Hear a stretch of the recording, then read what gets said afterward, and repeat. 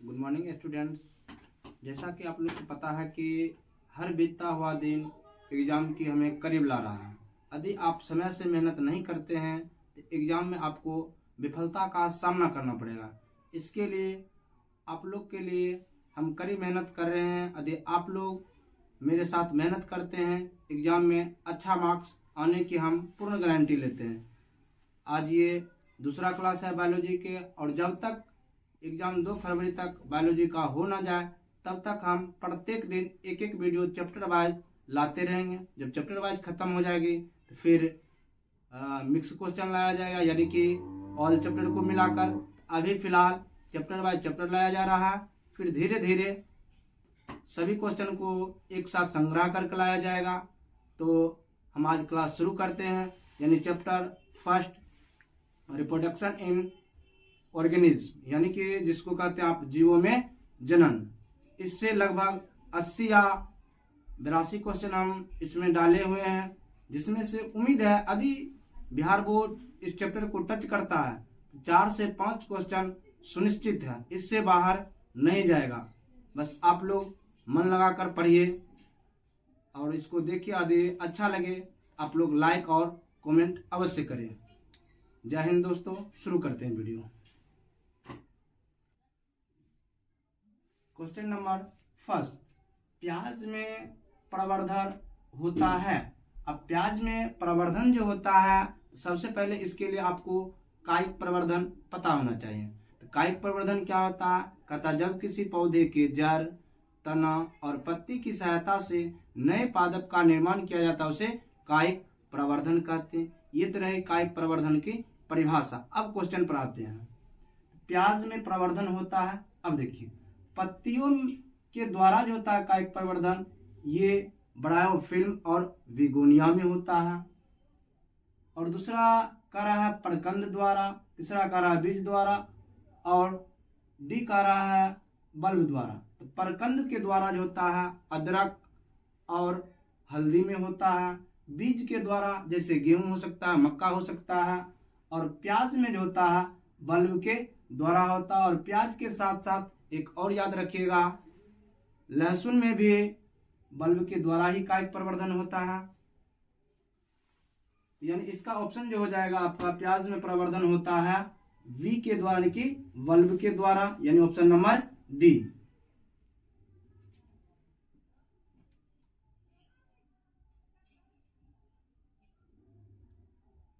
Question number 2 देखिए, सूक्ष्म प्रजनन में क्या संभव है? तो सूक्ष्म प्रजनन जो होता है कि प्रजनन की पहले सबसे पहले जनन की परिभाषा देखिए। जनन की वैसी प्रक्रिया जिसमें केवल एक जनक भाग लेता है उसे अलैंगिक जनन कहते हैं। और सूक्ष्म प्रजनन जो होता है ये अलैंगिक जनन में ही सूक्ष्म प्रजनन होता है। लैंगिक जनन में जो होता है ये बहुकोशिकीय और जटिल जीवों में संभव होता है। यानी कि अलैंगिक जनन जो होगा निम्न कोटि के जीवों, यानी कि एक कोशिकीय जीवों में होगा।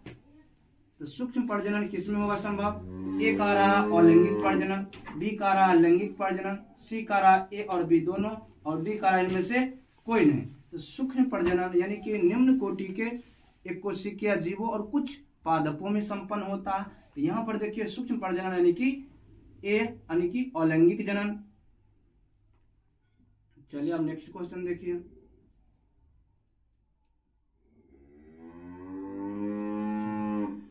पार्थेनोजेनेसिस शब्द किसके द्वारा प्रतिपादित किया गया?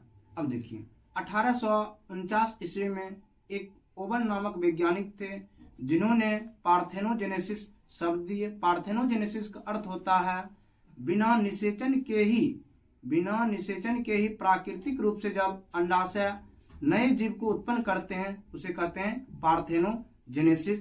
तो यहाँ पूछ रहा पार्थेनोजेनेसिस शब्द किसके द्वारा प्रतिपादित किया गया?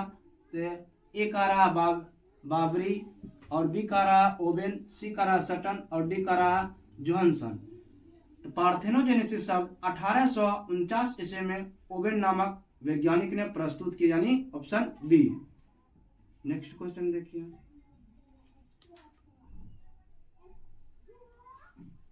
पैरामीशियम में किस प्रकार का द्विविभाजन होता है?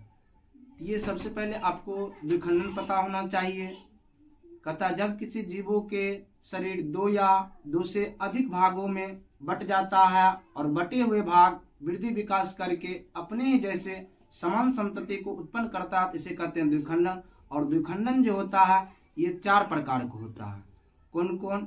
एक होता है बाइनरी फ्यूजन, दूसरा होता है ट्रांसवर्स बाइनरी फ्यूजन, तीसरा होता है ऑब्लिक्यू बाइनरी फ्यूजन, और 4 जो होता है सिंपल बाइनरी फ्यूजन।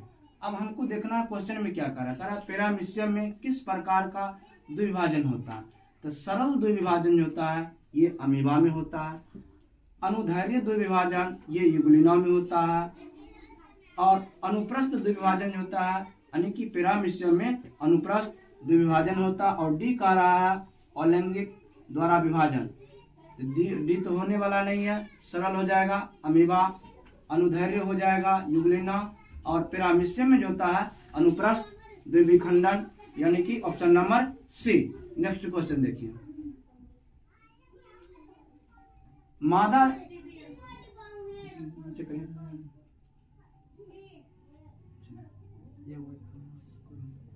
मादा जंतु जिसमें मध चक्र होता है, तो मध चक्र और एक होता है मासिक चक्र। तो मासिक चक्र पहले याद रखिए, यह मध चक्र ऑलरेडी आपको याद हो जाएगा। तो मासिक चक्र होता है मानव, बंदर, चिंपैंजी में मासिक चक्र होता है। इसके अलावा जो भी स्तनधारी जीव होता है उसमें मध चक्र क्रिया संपन्न होता है। अब ऑप्शन देखिए, ए कह रहा है बंदर, बी कह रहा है मनुष्य, ए कह रहा है बंदर, बी कह रहा है मनुष्य, सी कह रहा है ए और बी दोनों, और डी थोड़ा और गी गाय कह रहा है। यानी मध चक्र इसमें पूछ रहा है, तो बंदर में तो हो जाएगा मासिक चक्र, मनुष्य में हो जाएगा मासिक चक्र, सी कह रहा है ए और बी यानी इसमें भी हो जाएगा मासिक चक्र, और यहाँ पर डी नंबर ऑप्शन दिया हुआ है गाय, यानी कि गाय में ही मध चक्र क्रिया संपन्न होता है, यानी कि राइट आंसर डी। चलिए नेक्स्ट क्वेश्चन देखिए, समयुग्मक पाए जाते हैं। समयुग्मक का अर्थ होता है कि जब युग्मक आकृति में समान हो, चाहे वह गोला युग्मक हो चाहे वह लंबा युग्मक हो। तो अब इसमें देखिए मेढक में नर युग्मक लंबे होते हैं और मादा युग्मक गोले होते हैं, ये तो समयुग्मक नहीं हो सकता है। प्लेटिपस इसमें भी एक छोटे होते हैं एक बड़े होते हैं। पक्षी में भी एक लंबा होता है एक गोला होता है। और क्लेडोफोरा ये एक प्रकार के शैवाल होता है, और क्लेडोफोरा में समयुग्मक यानी कि इसमें दोनों युग्मक समान आकृति के होते हैं, और इसका आंसर जो हो जाएगा समयुग्मक क्लेडोफोरा में, ऑप्शन नंबर डी। पेनिसिलियम उत्पन्न करता है, इसमें देखिए ऑप्शन तो गलत दिया है। पेनिसिलियम उत्पन्न करता है ये कोनिडिया के द्वारा, इसमें कायिक प्रवर्धन होता है, यानी पेनिसिलियम में जो हो जाएगा कोनिडिया, यहाँ पर ऑप्शन गलत है, और इसमें करेक्ट कर लीजिएगा, आप लोग लिख लीजिए, याद रख लीजिएगा कोनिडिया के द्वारा। नेक्स्ट बढ़ाइए,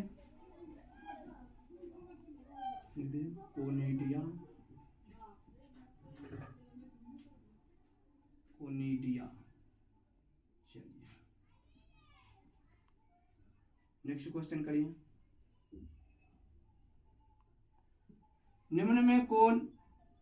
निम्न में से कौन उभयलिंगी प्राणी है। उभयलिंगी प्राणी का अर्थ होता है जिसमें नर प्रजनन और मादा प्रजनन एक साथ उपस्थित होता है, उसे उभयलिंगी प्राणी कहते हैं।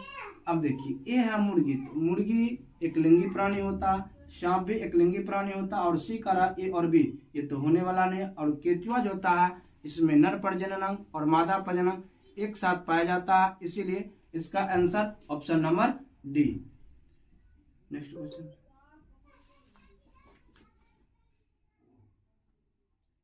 काजू निम्नलिखित में से कौन सा फल कहलाता है।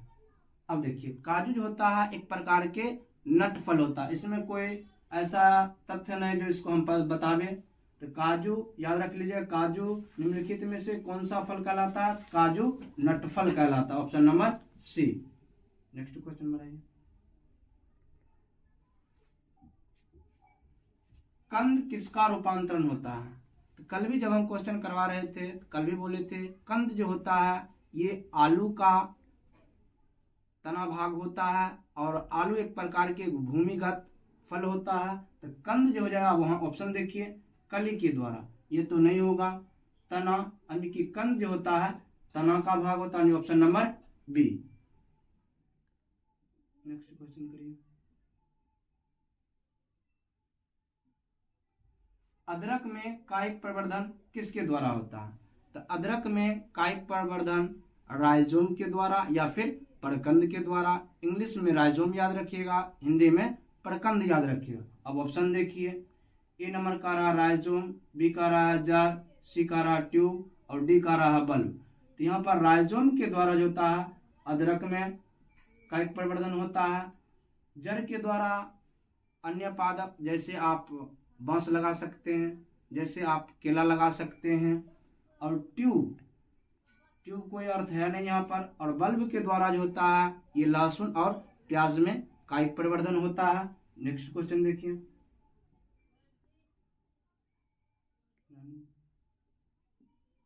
शरीर से बाहर होने वाले निषेचन को क्या कहते हैं? जब निषेचन की क्रिया, पहले आप निषेचन देख लीजिए उसके बाद निषेचन क्रिया देखिएगा। कहता जब नर युग्मक और मादा युग्मक आपस में मिल जाता है इसे ही निषेचन कहते हैं। निषेचन दो प्रकार का होता है, एक बाह्य निषेचन होता है, एक अंतः निषेचन होता है। जब निषेचन क्रिया शरीर के बाहर होती है उसे बाह्य निषेचन कहा जाता है, जैसे मछली, मेढक। और जब निषेचन की क्रिया शरीर के अंदर होता है तो उसे अंतः निषेचन कहा जाता है। और जब यही निषेचन प्रयोगशाला में कराया जाता है तो इसे इन विट्रो निषेचन कहते हैं। अब यहाँ पर देखिए इन विट्रो निषेचन, ये यानी कि इसका राइट आंसर हो जाएगा ए, इन विवो, ये शरीर के अंदर होगा। जब ए शरीर के अंदर होगा तो सिम का ए और बी, यानी कि ऑप्शन मेरा राइट है ए, यानी कि A in vitro fertilisation. Next question देखिए। बाह्य निषेचन किसमें पाया जाता है? अभी जस्ट बताए थे, जब निषेचन की क्रिया शरीर के बाहर संपन्न होते हैं उसे बाह्य निषेचन कहते हैं। ऑप्शन देखिए, सरीसृप में नहीं, सरीसृप में बाह्य निषेचन नहीं होता है, पक्षियों में नहीं, केचुआ में नहीं, मेढक में जो होता है शरीर के बाह्य निषेचन होता है, यानी कि इसमें नर और मादा अपना युग्मक शरीर के बाहर जल में छोड़ते हैं। Option number D.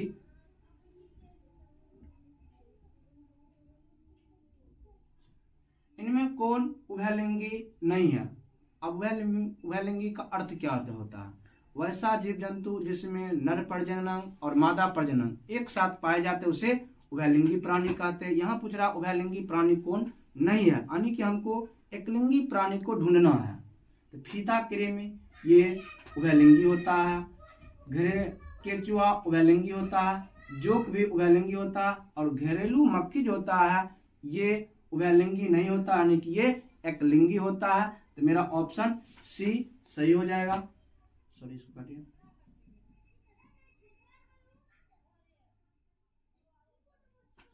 Next question करिए। इनमें कौन सा भाग द्विगुणित यानी कि डिप्लॉयड है? जब नर युग्मक और मादा युग्मक एक साथ मिल जाता है तो जायगोट का निर्माण होता है, और जायगोट जो होता है ये हमेशा द्विगुणित यानी कि डिप्लॉयड होता है। शुक्राणु रहे या फिर अंडाणु रहे, ये दोनों हमेशा अगुणित होता है। लेकिन जब यही युग्मक दोनों आपस में मिल जाता है तो निषेचन होता है, और निषेचन के बाद एक गोलाकार संरचना का निर्माण होता है जिसे जायगोट यानी युग्मनज कहते हैं। अब ऑप्शन देखिए, फर्स्ट नंबर में दिया है युग्मनज यानी कि ऑप्शन नंबर ए। और अंड और पराग और नर युग्मक ये तीनों अगुणित होता है, और युग्मनज जो होता है ये द्विगुणित संरचना होती है। नेक्स्ट क्वेश्चन देखिए। इनमें कौन सा भाग अगुणित होता है? यदि आप पीछे वाला क्वेश्चन को देखे होंगे तो इसका आंसर आप खुद ही बता सकते हैं। अंडाशय, परागकोश, पराग, युग्मनज। अंडाशय जहां पर कोई भी चीज बनता है वो द्विगुणित संरचना होता है। अंडाशय द्विगुणित संरचना होता है, परागकोश द्विगुणित संरचना होता है, और युग्मनज भी द्विगुणित संरचना होता है। इसमें पूछ रहा अगुणित यानी कि पराग बोलिए या फिर परागकण बोलिए, ये हमेशा अगुणित होता है, यानी ऑप्शन नंबर सी।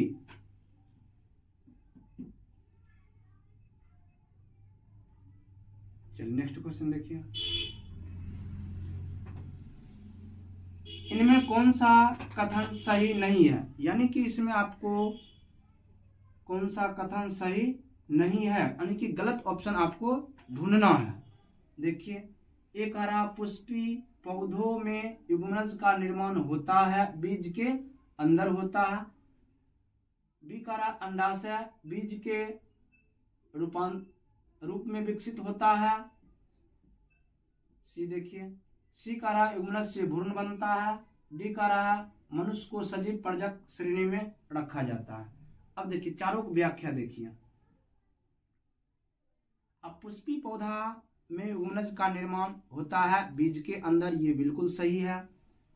दूसरा कह रहा है अंडाशय बीज के रूप में विकसित होता नहीं, अंडाशय जो होता है ये फल के रूप में विकसित होता है, यानी बी नंबर ऑप्शन गलत है और यही इसका राइट आंसर, यानी बी नंबर ऑप्शन बी सही है। नेक्स्ट क्वेश्चन देखिए,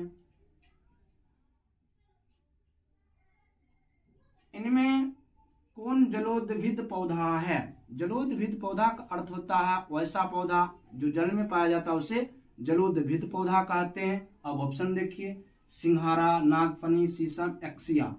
और ये नीचे आपको ए छोड़कर तीनों जो देख रहा, ये तीनों अलग अलग स्थानों में पर पाए जाते हैं। और सिंघारा जो होता है ये जलीय पादप होता है, यानी कि ए नंबर ऑप्शन सही है।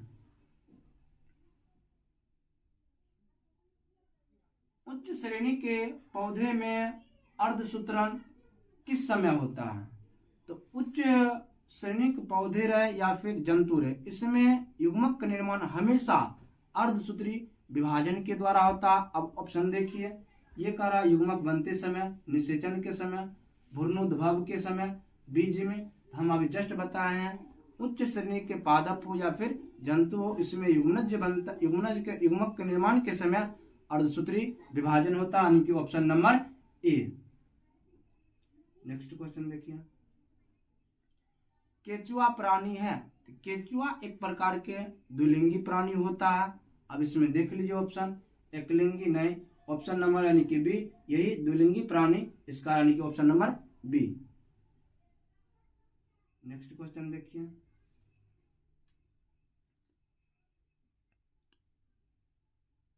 इनमें कौन एक बार अपने जीवन काल में पुष्प पैदा करते हैं? ये क्वेश्चन सबसे इंपॉर्टेंट है इस चैप्टर के, और आशा है कि बिहार बोर्ड में भी देखने को मिल सकता है। बांस, जामुन, लीची, आम। अब देखिए, पूरे जीवन काल में प्रजनन काल जो होता है ये तीन चीज में होता है। एक होता है बांस की प्रजाति है बोम्बुसा ट्विडा, एक प्रशांत महासागरीय मछली, और अगला जो होता है एक पुष्प की प्रजाति है नीला कुरेंजी। यानी कि बांस, प्रशांत महासागरीय मछली और नीला कुरेंजी में पूरे जीवन काल में केवल एक बार जनन होता है। अब ऑप्शन देखिए, तो जामुन, लीची, आम, इसमें देखते इसमें ये सब अनेकों बार जनन करते हैं, जबकि बांस पूरे जीवन काल में एक बार जनन करते हैं, यानी कि ऑप्शन नंबर ए।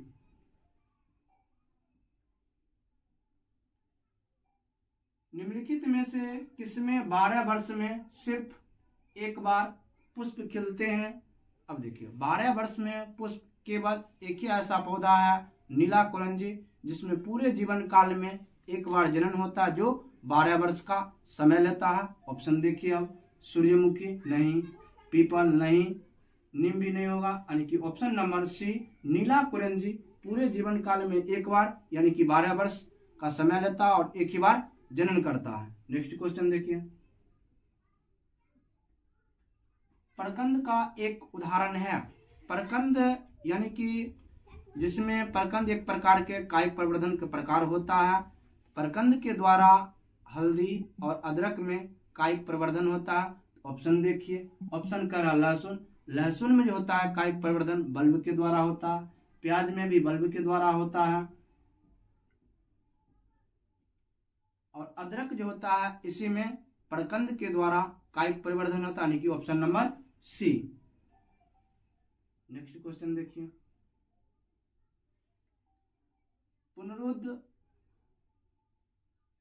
पुनरुत्पादन की क्रिया निम्नलिखित में से किस में पाया जाता है? यानी कि वैसा जीव जिसमें दोबारा शरीर के भाग से कटे हुए भाग से दोबारा नए भाग निर्माण हो सकता है, उसे कहते हैं पुनरुद्ध भवन या पुनरुद्ध उत्पादन।